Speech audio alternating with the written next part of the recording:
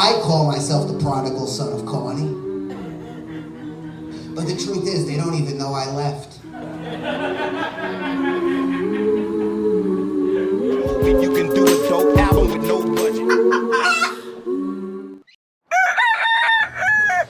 Speaking of the Macarena, the Macarena Bayside Boys remix went #1 in 10, 12 countries. Never made it past 16 on the Canadian charts. And this is who we want to emulate, the Canadians? Universal health care. Who gives a fuck? The Macarena Bayside Boys remix is one of the ultimate bangers. Last year it came on at my niece's confirmation reception, and somewhere in the middle of the dance, my cock ring got caught on my zipper.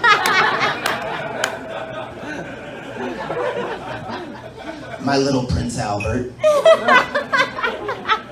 And I finished the dance, and I finished it hard. Talk about a mess. But when you're around 30 and you're in the Christ years, you learn to find peace in a paradox. It's the only time in my life I could ever say, like in other words, the tip of my penis got ripped to shreds. And it's the only time in life I can say, at least I got this shaft, eh?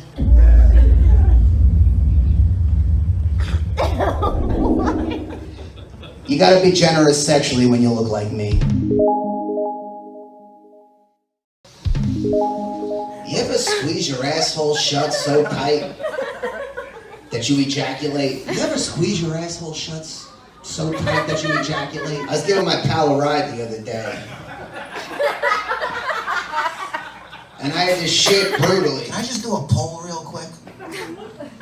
Has anybody ever squeezed your asshole shut so tight that you ejaculate? You ever given your friend a ride and you have to shit all of a sudden?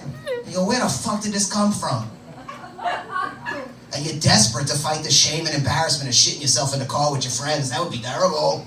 And you squeeze your asshole shut so tight, it's hot and humid, it's that time of year, Jess. And you squeeze your asshole shut so tight that your dick gets a little hard and you ejaculate. And I'll tell you what, I made it home without shitting my pants. I avoided that shame. In fact, I was on the toilet puffing on a Newport. I got my rocks that day. I heard somebody say "aw" the other day and my fucking stomach curdled like fucking bad milk. I said, the fuck is wrong with me? How cynical have I gotten that the hearing "aw" fucking bothers me in some way? And I realized that it's some kind of like repressed PTSD from being in the friend zone for so long. Has anybody ever been in a friend zone when you like a girl and she doesn't like you back? Unrequited love, they might call it. You know, you'll be working together or something and you say to her, like, you try to be self-deprecating just to get a laugh or something. And she takes you seriously as the pathetic piece of shit that you are. Well, you know, I guess girls just don't really go for a guy like me. Oh. And you know in that moment that she is never gonna fuck you. It's like a dull throbbing in your asshole. She will never fuck me.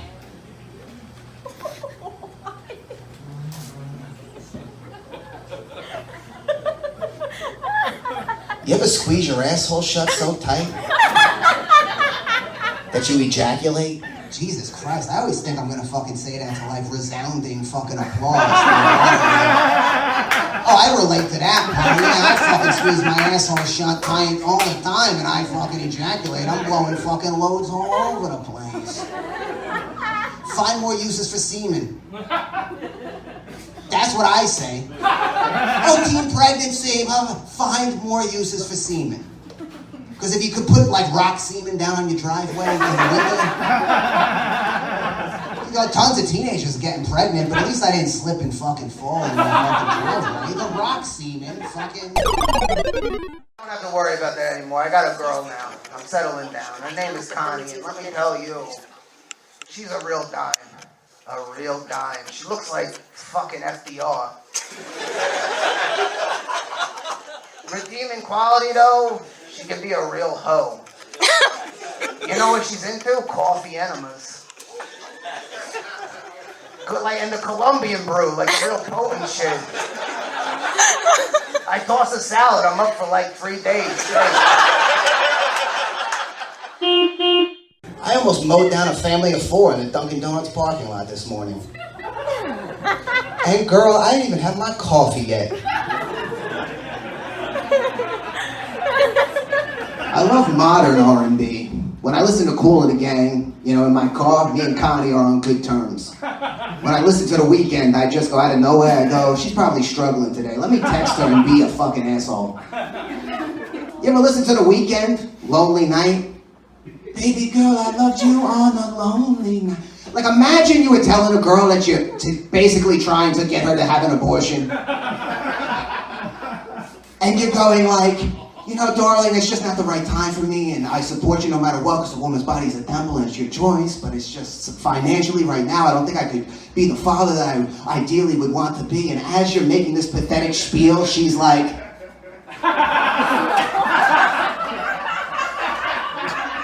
R&B is tricky, you gotta be careful. I infiltrated the R. Kelly sex cult. They sent me in, Donnie Brasco style. Eventually, Connie was like, what is wrong with you? He's done terrible things. What are you doing? But this is how much I love R&B. I looked at her, I said, Connie, you know, I'm not like them. I fucking love R&B, that's all it is. I just, and R. Kelly, if I was in his camp, he wants to bring the love songs back to the radio.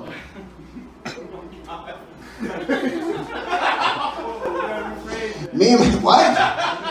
What? Oh, let me rephrase that. I want to bring the love songs back to the radio. That's a quote from a song by Robert Sylvester Kelly. That I listen to sometimes when I'm sad and it makes me happy.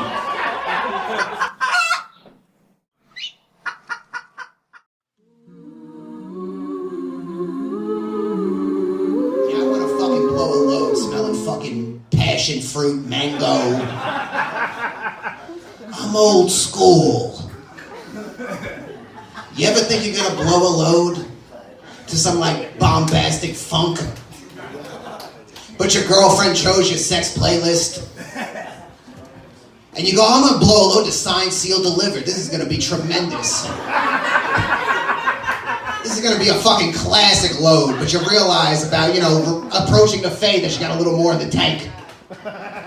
You know, I'll hold my nut until the bridge, into the chorus of the next song. Because it's gonna be fucking bombastic and it's fucking California dreaming. And I love the mamas and the papas. But when you expect to blow a mega nut to like Tower of Power, the Isley Brothers or something, and you hear, all the skies were gray. Everything's a little gray when you think you're gonna blow a mega nut to Tower of Power and it ends up dribbling out sideways to fucking the mamas and the papas.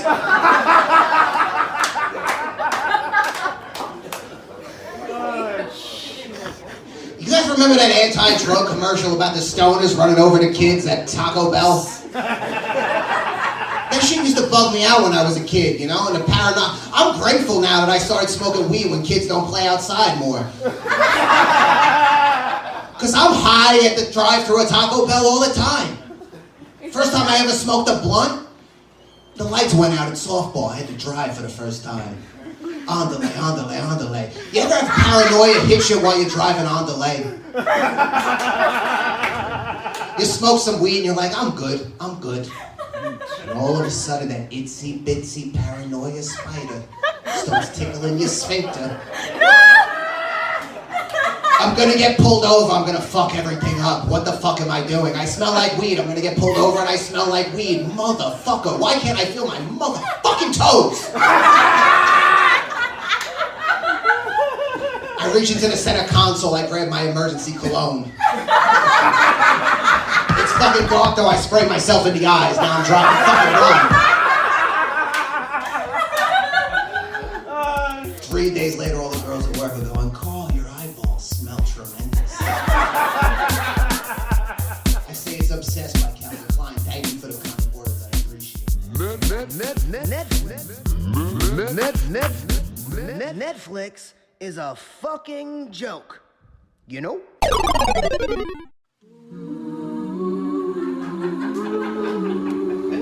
In my family, we spoke very casually of suicide. It was no offense, it was not trivializing mental health, it was just how we talked. I go, Grandpa, what's going on? He go, Carlito. If I had a gun, I'd blow my fucking brains out. So you can imagine when I get on Facebook in 2013, somebody makes a status, I'm jumping off the George Washington Bridge. I like it.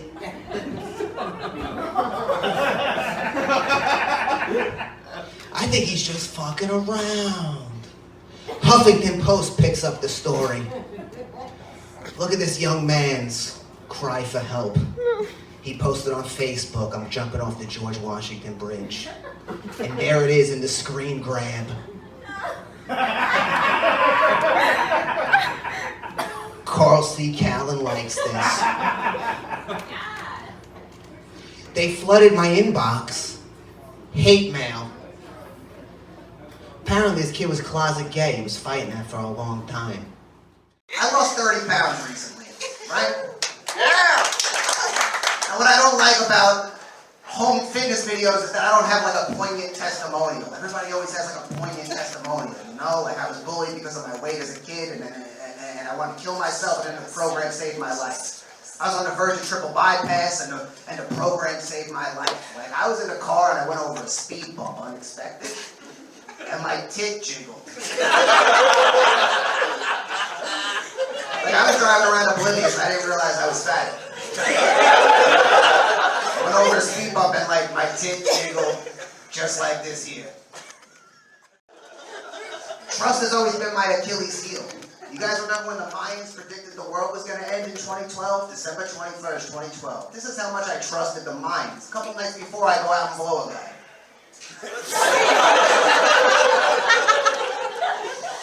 I'm straight as an arrow. I didn't think I was going to have to live with it that long. My life is full of shit. Everything's pomegranate. Come back from a gig, I want a Zima. Maybe an Amstel or something. You go, Doug, you want to try this pomegranate banana? You want to try this kiwi pomegranate? I say I'd rather pomegranate countertop and let the pizza man fuck me in my ass. I don't think pizza man cook on granite. I think it's marble. Well, I'm short on a few. I'm short on those. Lord. I remember when touchscreen just meant Mom wouldn't let you out into the yard. Between Islam and the West, I say let's adopt the Muslim calendar. It's 1440 on the Muslim calendar, right? And if you go on Facebook, all you hear is that it's 2019. And there's still so much hatred and racism. It's 2019 and there's still so much homophobia and hatred in the world. It's 2019. But for 1440, we're looking pretty fucking good. Just by comparison, you know? Well, oh my God, Planned Parenthood is defunded, you know? We're barely out of the Middle Ages in 1440. We're doing pretty fucking good that you even had an option. Just so happens that I tell one of my dear friends, Carl Callan, that I'm coming to town, right? I say, late August I'll be there. It just so happens to die on August 8th, right? It has nothing to do with the $1,100 he owes me. And he just magically, suddenly fucking died. He's out here doing my shit. I'm the one with the small dick. He's got a small dick too, but that's my shit. This is why I don't mind having period sex at all, really, you know what I mean? Because what else can a pathetic pecker like mine ever make bleed besides a vagina that's already bleeding, you know what I'm saying? I feel like Guy Pearce at the end of Memento. You guys ever see that picture? Am I dating myself? I remember when Plan B was just a well-timed belly flop. Fuck Carl Callan, that's my shit. Thank you.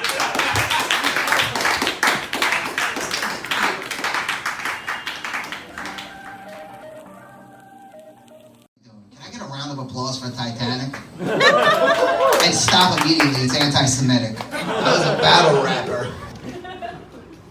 You guys know about my battle rap years? I finished second place, bar mitzvah. 06. I didn't think I was gonna make it out of the first round against Pissy Pete. This guy named Petey Altone, we used to call him PDA. But his battle rap name was Pissy Pete. I stumbled in my first round against him. But I put something together, a little, disaster, a little what they might call a blazon. You're not thrifty, Pete. You're chintzy cheap. A relentless creep with all your peeping Tom tendencies.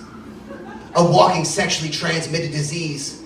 Trapped in a package of guinea teas. Fuck you, Pete. I lost in the last round. New Jersey Nets, right? You guys like the Brooklyn Nets or you like the New Jersey Nets? Remember where the fuck you came from. I hate that shit. People don't remember where the fuck they came from. They don't defend their own. Everybody's obsessed with what the fuck everybody says about everybody else's fucking people, but fucking stick with your fucking own. A little fucking loyalty. I'm talking to a fucking Orthodox Jewish guy the other day, right? And he's going, I hate the fucking, I'm embarrassed in my community, the embezzlement, the welfare fraud, the fucking whatever the fuck. I said, not for nothing, bro, but who are you, the fucking Baal Shem Tov? What I wouldn't give for an unlimited tab at fucking ShopRite.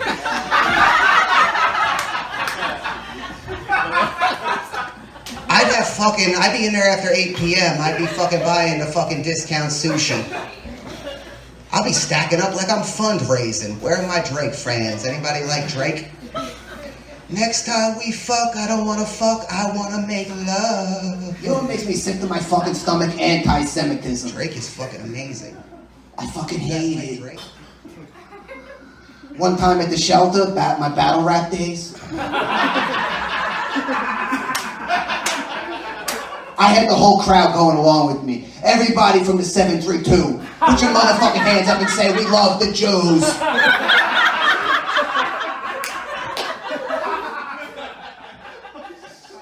Titanic hates Jews. Thank you guys for having me.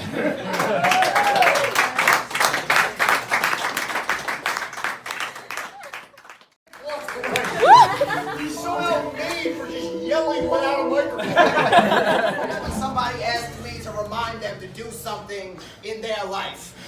And I'm not even on a self-righteous tip, like, I got my own shit to do. I'm on the tip of, like, look at me.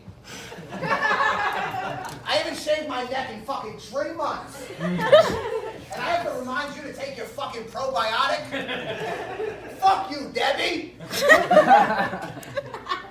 Look at me! I've been walking around for fucking weeks not knowing if I have a hemorrhoid or if there's blood in my stool. And I'm gonna ask, you're asking me to remind you to take your fucking probiotic? I got a neck beard like Henry David Thoreau. You ever smoke so much weed you stop getting the munchies and you get Munchausen's? You smoke half a joint at an open mic and you start telling people your girlfriend has cystic fibrosis. It's really hard on me, but I love it so much. I was reading a thing the other day on foot binding, right? Ancient Chinese foot binding. Can you imagine that Chinese women in ancient China would wrap their feet obsessively until their feet were mutilated to upstand some kind of beauty standard? It's fucking appalling! At the same time, those little feet are kind of cute. Imagine Paul Revere was riding around going, come on, let's go fight the world's strongest army. I'd blow out every candle in the house. What the fuck is Paul thinking? The British are the strongest army in the fucking world. And look, if you came to me and said, hey, Uncle Carl, why don't we hotbox the paddock, huh? I'd say let's fucking blaze, but don't come at me on your fucking high horse. Flint, Michigan hasn't had clean water since whenever the fuck. I sent Flint, Michigan 2 cases to Sonny. Fucking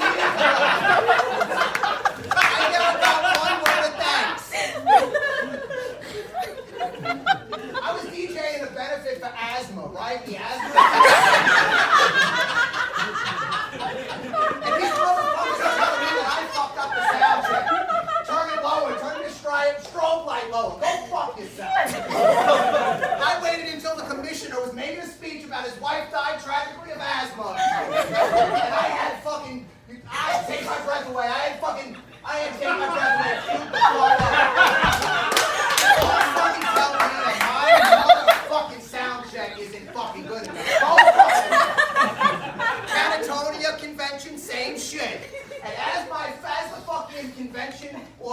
ISO was telling us about how his wife has been catatonic for 20 years. I had Don't Speak by No Doubt. Fuck up. Don't fucking tell me.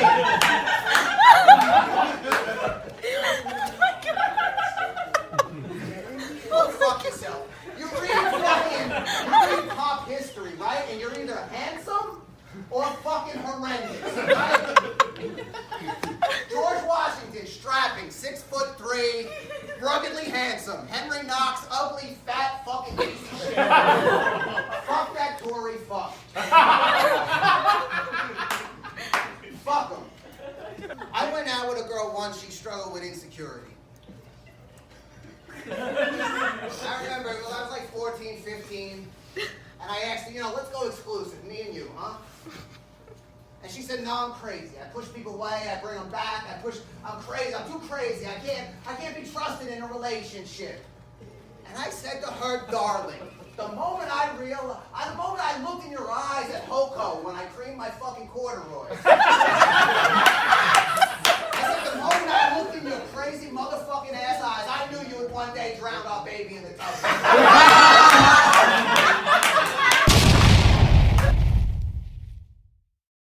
Thank you. Do I have time for one more? Do I have time for one more? All right, this one's about blowing a load in my pants unexpected at homecoming. It was the first formal of my second official cadet season. The whole crew's first big dance. A time to leave behind regrets and sow the seeds of romance. But my self-esteem was so low, because I was riding solo. Even my best pal Cal had a date. This sassy, sexy, quick-witted chick named Chloe. I was stuck with this prick Jeremy Boho, who normally dressed like a glorified hobo, but he got a haircut for Hoko. And no homo, I thought he looked good. We always used to break his balls, cut your hair, you got a good jawline. He was a good-looking kid, J-Bo. We used to go cut the mop, show the jawline, you're a good-looking kid, J-Bo. But anyway, and anybody from Tom's River will know this reference. All right, we split a 4 logo and toked on a spliff and rolled up to the gym on some bros over hoes. Fuck every last one of you silly bitches tip. We don't need no coochie. I'll live and die with my boys. And that's when I saw her and creamed my corduroys. Some story short, Cal stuck me out the back, he took me to the laundry. Sometimes you cream your corduroys. I'm not going to rationalize it. Thank you guys so much. Chris, thank you guys. Check out Catch a Vibe. It's my favorite song of the year. I think it's a C into a fucking D. And, I don't know what the fuck I'm doing, Lee. All right, here we go. I try so hard, and it rankles my nuts. That Connie can be such a cantankerous cunt. When she needs something, she's quick to call, but then gives me head and won't lick my balls? That's as far as I got. I'll tell you what, if you want to get crunk, go see my friend J-Bo. Not saying he's an enabler. I'm just saying he turned Ass Eaters Anonymous into a salad bar.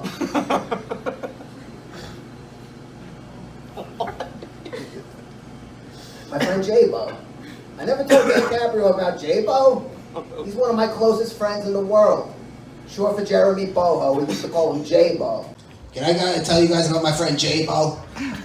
He says dick pics are passé. He sends unsuspecting women's pictures of his ass now.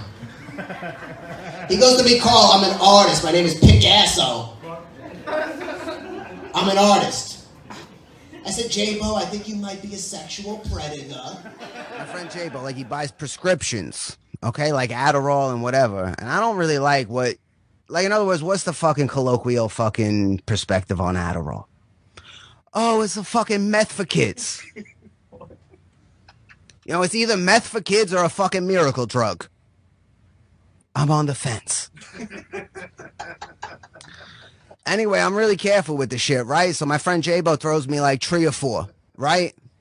Because I'm very careful with the shit because I don't want to become a fiend. I don't want to be tempted into those fucking dark roads. So I only get 3 or 4 every once in a while at a discount or whatever, right? So one day, about a year and a half ago, my friend J-Bo calls me up and goes, look, a guy flaked on me. I got fucking 10 Adderall. Do you want them? I said, sure. I go and grab them from him, right? And it pops into my head that I had been flaking on my LDS friends. You guys familiar with the Mormons? Yes. They reached out to me on Facebook, and so I started to meet them a little bit and blah, blah, blah. At one point, I fucking said I would convert if they could beat me in horse. Long story short, I was up HORS before you could even fucking blink. Because there's a couple things in life I'm fucking confident in, right? My baked ziti and my jump shot. I wasn't gonna fucking convert. I knew it. And God bless that fucking missionary. He put up quite a fucking. Anyway, I'm fucking like, I'm on and off friends with the fucking Mormons, right? And I realize I'm in a good fucking mood. My friend J-Bo's got fucking 10 Adderall. I go and grab them from him. And I realize I hadn't seen my fucking Mormon friends in fucking forever, right? So I fucking text them. I go, you guys want to fucking get together? I'll fucking take you to get McDonald's, whatever, right? So I pick them up. And now I got the 10 Adderall on me. We go to McDonald's, blah, blah, blah. I pull out of fucking plaza, fucking, I don't know what the fuck I did, but the cop pulls us over, right? And I turn to my Mormon missionary friends and I say, you remember when you guys told me when we first met that if there was anything you could do to help me in any way, that you would fucking do it, no questions asked. So I said, fellas, would you mind splitting these 10 Adderall pills with me? Because the police are on their way over to the car. So anyway, we split the fucking 10 Adderall, right? 3.5, and 3. Me and the 2 Mormon missionary elders. Long story short, we converted 83 people in 3 days. Which, if you really break down the mathematics, which my man Tadpole, salute for Tadpole for fucking bringing me out here, and thank you for Rick for having me. But like, if you really fucking go by density wise and fucking whatever, we have fucking Parley Parker Pratt beat by a lot. 83 people in 3 days in modern America with the perspectives on Mormons is one of the most impressive feats to ever fucking be done. And I think as a society, we need to laugh. I hate that when you buy a fucking dick pic on your fucking dick pic. My friend sent his mother a dick pic. You believe that shit? I'll tell you what though, she was a retired nurse practitioner. She noticed a fucking spot on his, like, where his shaft meets his fucking balls. Malignant. That fucking dick pic saved his life. I'm full and he died. I told the Mormons I would convert if they beat me in horse. I fucking swept that shit. If there's one thing I'm confident in, it's my bolognese and it's my motherfucking jump shot. I don't fucking forget it.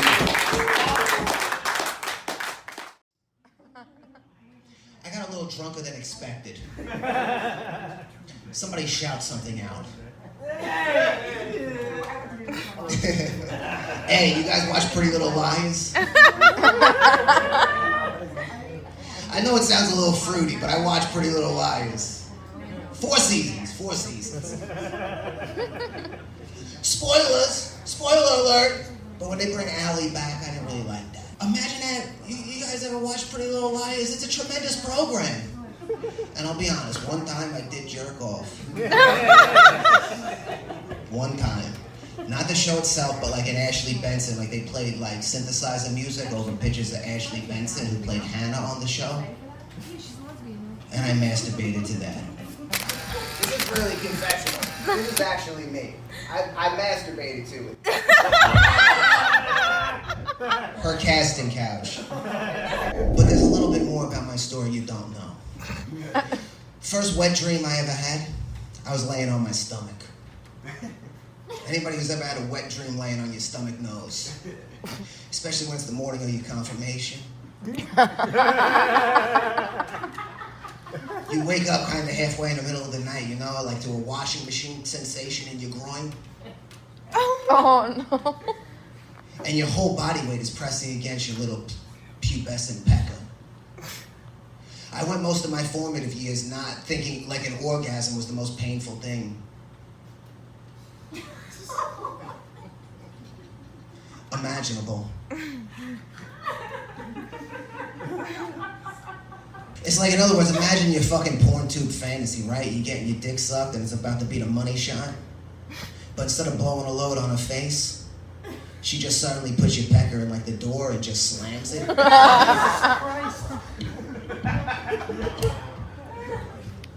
Thank you guys so much for having me. I really appreciate it. Angelo's right, August 8th, he's presenting the roast of me. And what bad things can anybody say about me? Did you fucking see me blow a load onto my fucking chest 10 minutes before I made that post too? You fucking asshole. Sorry I didn't write something fucking Pulitzer worthy for you to fucking comment on 20 minutes later like a fucking cornball jerk off. Do you see what I did there? Do you guys see what I did there? Did you see? Did you guys see it? You guys ever play the swerve game by any chance? I had a professor back in college, right? And he used to make us play the swerve game, right? Because when anybody was virtue signaling, what'd he call it? I don't know what the fuck this stuff means. FGM, field goals made, now means female genital mutilation. You go on Twitter, you find that out. You go, what the fuck is FGM? They must be talking about basketball statistics. I love basketball statistics. So you click, and apparently women are getting their fucking... Apparently they're getting their fucking clitoris is cut off. Oh, good. And that's what the fucking new acronym means. Female genital mutilation. Fucking miserable. Jesus fucking Christ. Can we laugh a little bit? Let's all laugh a little bit. Are you guys ready to hear a great joke? This is a fucking great joke, alright. Alright, so I'm hanging out with these guys after softball one night, right? And they keep mentioning the bear. They go, did you feed the bear? Did you feed the bear? And I don't know what the fuck they're talking about. I'm a little drunk about it. It's fucking like that's code for Coke or something. I'm like, feed the bear. Let me know if you fed the bear. I'll take a little Coke. Why the fuck not? But it wasn't the case at all. Apparently they had come across this black bear that came down from the hills, and they based this thing on this ancient legend from primitive Japanese people. This primitive Japanese tribe, like when a black bear came down from the hills, they would fucking take it into the village, and the women would suckle, like let it suckle and stuff, and they'd have a fucking big party for like 3 or 4 days. Don't fucking read Joseph Campbell Stoned. I'm warning you now. Because you get all excited. You're like, this is amazing. They just took care of this black bear just for no reason and let it suckle and had a celebration. But what they do after the 4 days of celebration is that they lock it in a cage and keep it in hiding for 2 years, and they just feed it and let it become the strongest bear it can possibly be, so they can systematically kill it. They can shoot it with arrows and then chop it up and feed it to the village.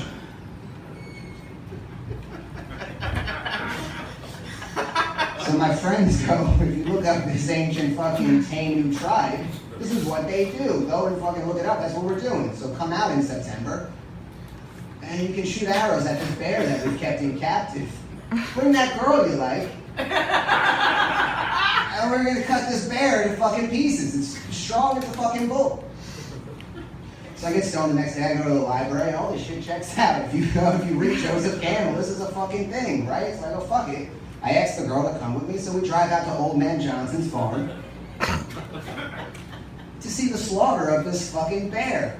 I say, all right, whatever. So my three buddies in front, I work out at the diner. We work out at the diner together. They're all there. One guy's fucking coked up. One guy's whatever. I pull into fucking Old Man Johnson's fucking manor estate.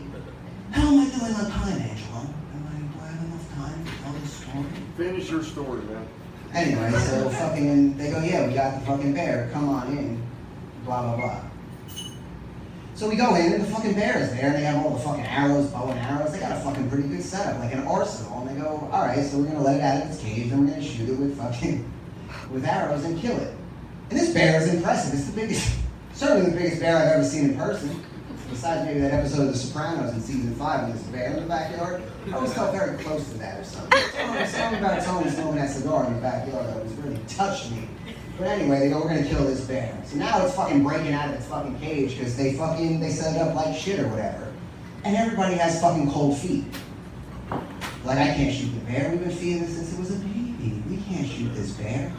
I said, you fucking motherfuckers told me to come to the house when we were gonna kill this bear. It was your fucking idea. What the fuck are you guys, as this bear is breaking through this fucking bamboo cage. So I look at the girl I'm with and I go, Kelsey, look.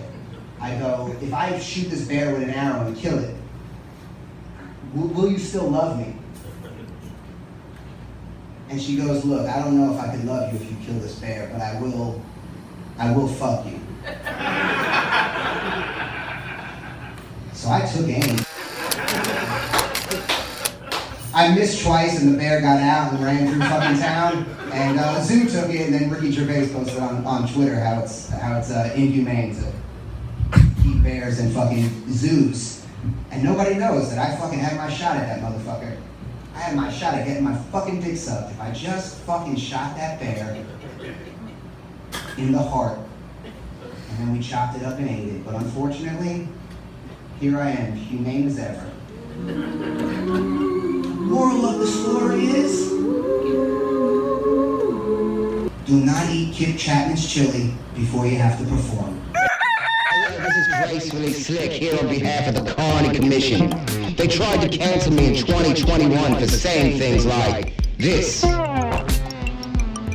I'm back in 2045, resurrected from the dead, and here to tell you about this great offer, a nostalgic trip back to 2029, and the Carney Commission vaulted LP, EP, double, triple EP demos, featuring the stylings of Kelsey R. Volk under the production of the great Vincenzo Briso, among others. Gracefully slick, up your ass. I'm back from the dead like Milo Yapanapalapalapalopolis.